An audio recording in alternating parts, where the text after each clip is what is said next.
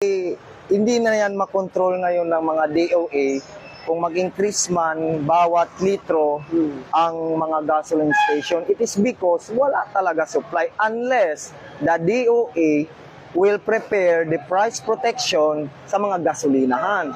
At saka, prepare din sila na dapat may mga consistent supply sa bawat gasolina. So that was the time na pwede sila magsabi na huwag itaas ang presyo. At the same time, wala nang dumarating na order from Middle East. So alam din nila na hanggang April 15 na lang ang fuel ng Pilipinas. So yun na lang. So sabi nila sir, sila ng focus Na wala na yun. Yun talaga. Wala tayong magagawa kasi wala tayong supply sa Pilipinas unless mag-allow ang Brunei at saka Malaysia. Pag allowed tayo magdala dito ang Brunei at saka Malaysia, possible tayo. Pwedeng bumaba yung fuel. Pero let's say for example, baseter na ang sigalot sa Middle East.